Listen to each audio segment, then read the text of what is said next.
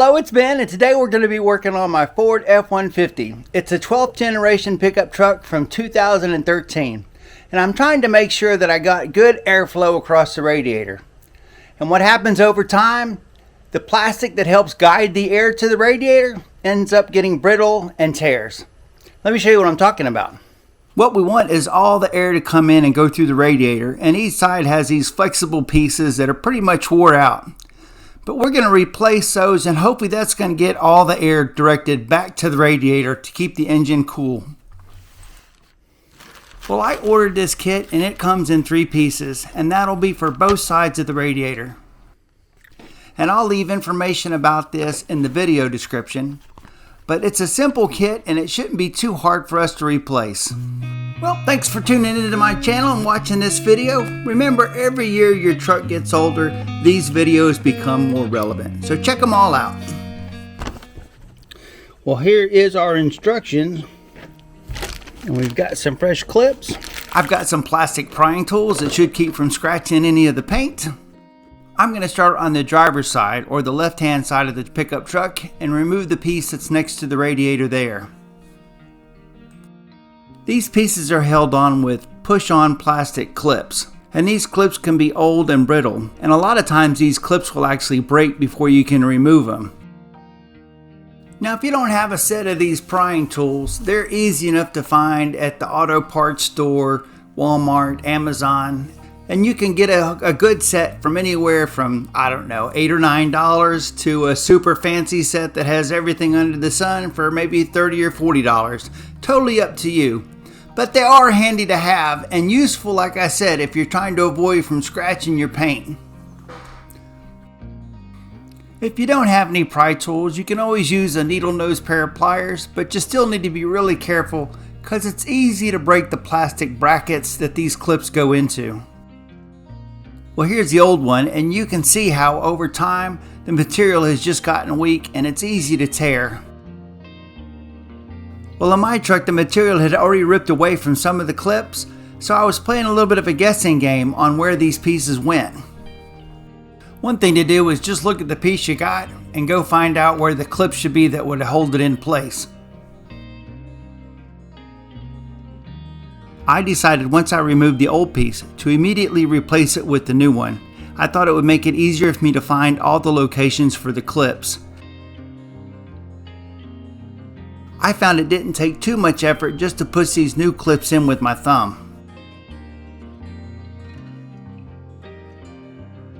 Unfortunately, now that I've got this new piece in and I'm starting to look how it would clip in place, there's a piece that's going to end up attaching behind the headlight that had tore off.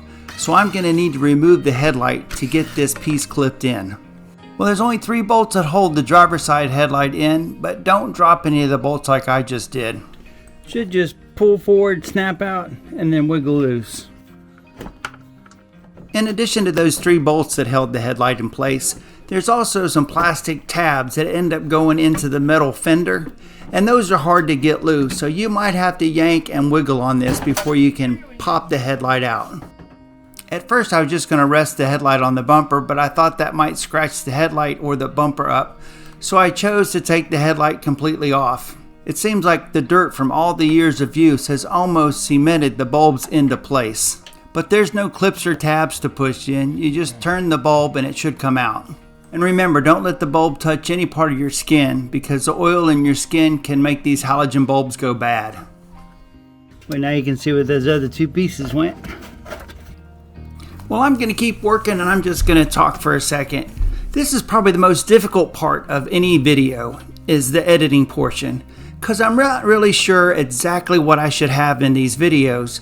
Some of you might want to see every single step down to the most minute detail, and others just want to know, hey, you buy this and you do that and it's done.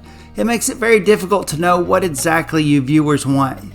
The other thing you'll find out if you go to my channel page is that I cover a lot of stuff. That's because I do a lot of stuff. And I'm not saying I do everything perfect, but I do a lot of stuff. All my home improvements, the lawnmowers, the cars. I really don't hire much out. So if you're looking for somebody to try to show you how to do things, why don't you check out my videos? You might find what you're looking for there. And if you do find things you like, think about subscribing or leave a like or a comment. You can see how torn up these pieces are compared to our new ones. As long as my headlight's out, I'm going to go ahead and clean it up really good, especially the parts I can't get to when it's installed in the truck. And as long as I'm at it, I might as well clean up the body where the light installs too. Well, before I can put the headlight back in, there's those 3 bulbs I need to put in. And putting those bulbs in is like putting a puzzle together because they are keyed and they will only go in one way, and then you have to turn them in to lock them in place.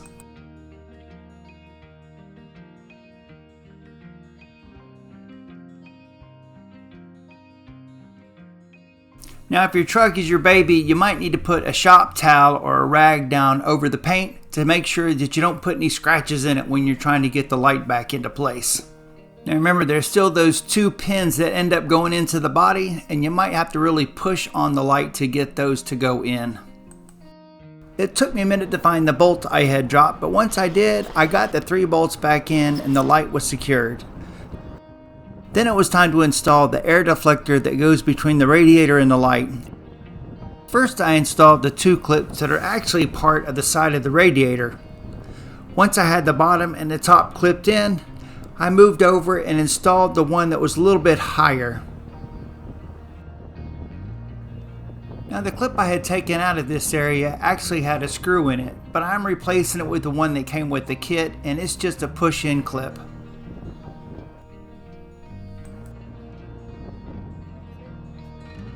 I think the passenger side air deflector was in worse shape than the driver's side.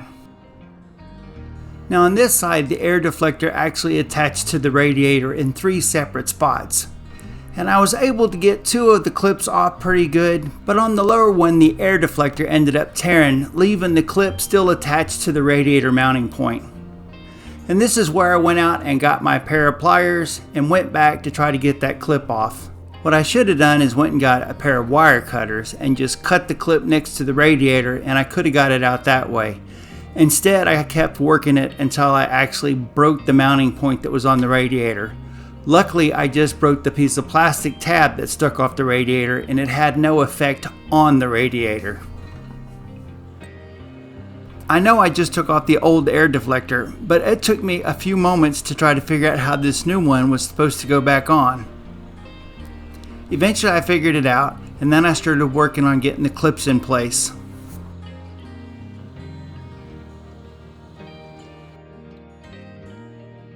I'll get back to this radiator mounting point in just a minute. I am not really a big fan of these ones that have the screw in them. They seem to get stripped out and don't seem to work very well.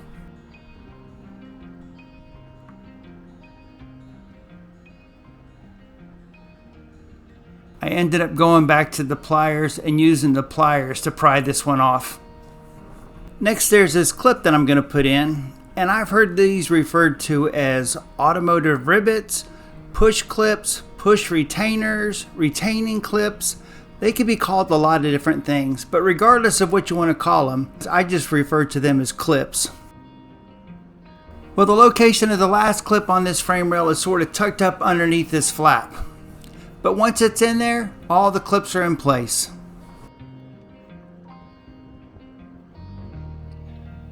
Well, it's a little bit after the fact, but here you go. You can see how things turned out. I've got the one piece here, and then this is the one that we ended up taking the light out so that I could get it attached in the back. I don't know if you would be able to do that without taking the light out, but it's pretty hard to get back there. Then there's this thick piece that goes from the bottom of the radiator to the bumper, and if you've got the EcoBoost, it probably looks different.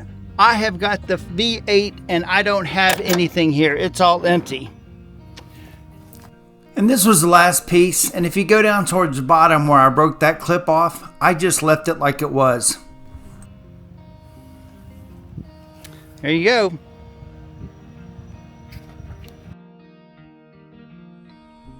Well, it really wasn't that hard, and I should have some better airflow to the radiator.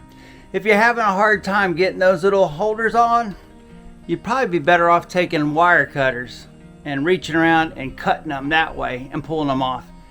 Hopefully if you do the same thing, you're not going to end up breaking off one of your clips. Well, thanks for watching. Like, subscribe, check out my playlist, and I'll see you in another truck video.